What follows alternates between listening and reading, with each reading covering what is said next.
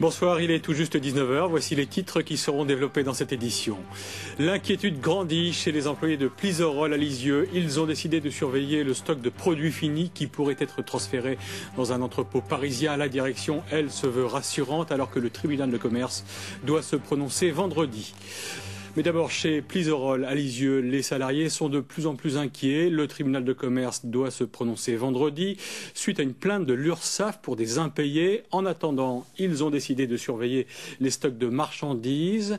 Pour la première fois depuis plusieurs semaines, les dirigeants de Plisorol à Lisieux se sont exprimés sur les menaces qui pèsent sur cette entreprise qui emploie plus de 240 personnes. Florent Turpin, Jean-Michel Guillot. À l'heure exacte, M. Wu, le directeur de Plisorol, est arrivé. À ses côtés, surprise, de nombreux médias chinois invités pour l'occasion. En Chine aussi, le sort de l'usine de Lisieux semble intéresser la presse, mais pour d'autres raisons. Maintenant, on se pose la question, est-ce que la France, c'est un bon marché pour l'investissement ou bien c'est un mauvais marché pour l'investissement ? Un an après la reprise de Plisorol par les actionnaires chinois, le contact semble rompu avec les 241 salariés de l'usine de contreplaqué. Les réserves de bois sont au plus bas et l'entrepôt fonctionne au ralenti. Aujourd'hui, les salariés accusent leur direction de laisser mourir l'entreprise. Ils ont décidé de surveiller jour et nuit les dépôts de contreplaqué.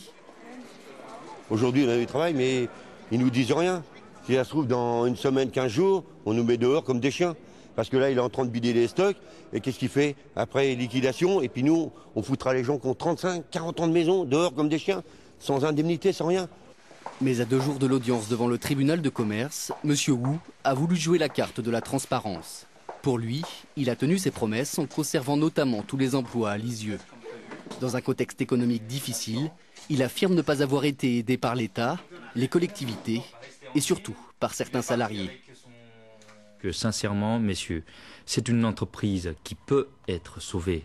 C'est dommage. Bon, les gens sont en train de se tuer. Ils vont détruire cette entreprise. Quand j'ai demandé un par un à mes cadres, est-ce que le soutien est là? Non.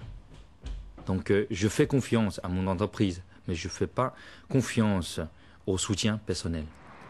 Faut-il faire confiance ou non à M. Wu? Les employés de Plisorol, dont le salaire est pour l'instant toujours versé, n'en sont pas sûrs et préféreraient un nouveau repreneur. Vendredi, devant le tribunal, M. Wu devra lui présenter un nouveau plan de sauvetage de l'entreprise.